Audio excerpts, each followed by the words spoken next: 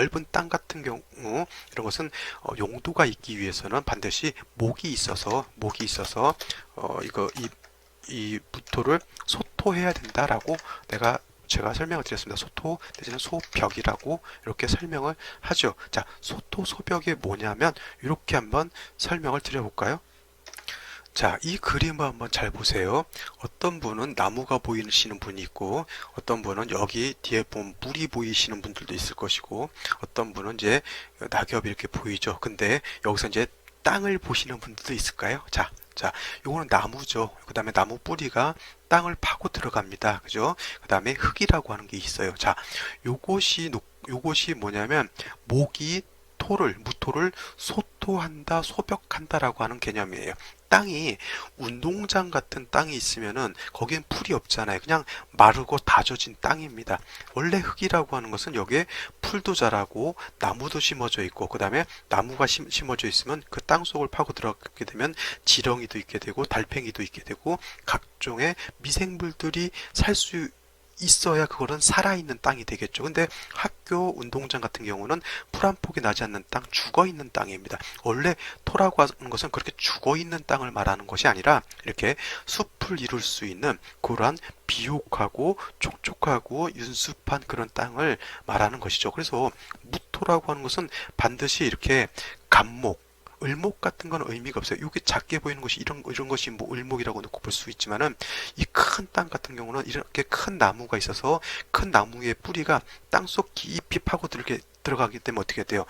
뿌리를 따라서 비가 오게 되면 물도 타고 들어갈 수도 있고요. 그 다음에 뿌리를 통해서 어떻게 돼요? 각종의 공기도 들어갈 수 있고 영양분들도 들어갈 수 있죠. 그 다음에 땅 속에 있는 그러한 영양분을 통해서 또 나무도 이렇게 살 수 있는 여건이 만들어지게 되는 겁니다. 그래서 목이 무토를 소토한다, 소벽한다라고 하는 것은 이러한 개념이죠. 그래서 우리가 흔히 알고 있는 목극토라고 하는 개념 있죠. 목이 토를 극한다라고 하는 개념은 이 개념은 원래 목이 토를 파극해서 없앤다. 이거를 알아두셔야 돼요. 원래 목극토라고 하는 것은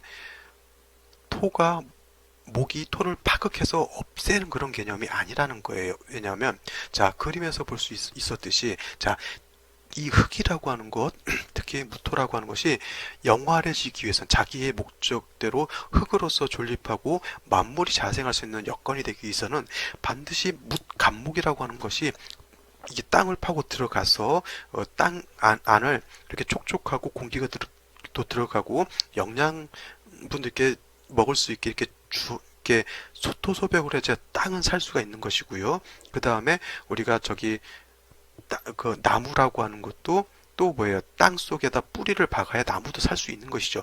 목극토한다라고 하는 것은 이렇게 파극해서 없앤다라고 하는 개념이 아니라 오히려 공존 관계라고 하는 것을 명심해 두셔야 됩니다. 자, 우리가 농사 짓는 농부들이 모내기를 하죠. 모내기를 할 때 가을에 추수된 그 논을 갖다가 그 다음날 다시 경작을 하기 위해서는 어떻게 돼요?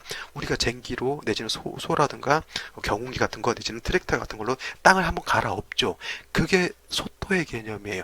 그냥 마른 땅에는 씨앗을 심을 수가 없는 거예요. 그래서 땅을 갈아엎어 가지고 땅을 좀 푸석푸석하게 하고 그 안에 공기가 들어갈 수 있게 하고 물이 들어갈 수 있는 여건을 만들어준 연후에 씨앗을 파종할 수가 있는 것이죠. 그렇게 땅을 갈아엎고 이렇게 하는 것을 우리가 명리에서 생각을 하게 되면 그것이 목에 해당이 된다라고 하는 것. 그리고 이 목이라고 하는 것은 을목과 간목이 있는데 이렇게 무토를 소토할 수 있는 공력은 간목이라고 하는 것 꼭 명심해 두셔야 할 것입니다. 자, 이해가 되시겠죠? 이 극의 관계 꼭 목극토만 말하는 것이 아니라 토국수의 개념도 마찬가지고요. 수국화의 개념도 마찬가지고 화극금의 개념도 마찬가지고 금극목의 관계도 마찬가지입니다. 다 공존관계 내지는 공생관계에 있는 거예요. 공생관계. 근데 예를 들어서 어느 한쪽이 왕해지게 되면 이 공생관계가 깨지게 되는 것이죠. 목국토해서 공생관계 있는데 목이 너무 왕해지게 되면 어떻게 돼요? 흙이 산토가 되는 것이고요. 산토. 그 다음에 오히려 목이 토를 극하는데 토가 너무 왕해지면 어떻게 돼요? 목이 부러지죠. 이것을 토다 목절이라고 이렇게 하는 겁니다. 원래 목극토는 서로 균형이 적정하게 맞게 되면 서로가 공생관계, 공존관계를 이루게 되는데 이것이 어느 한쪽으로 치우치게 되면 산토가 된다거나 아니면 토다 목절이 된다라고 하는 그런 개념이고요. 다른 모든 극의 관계도 다 똑같습니다.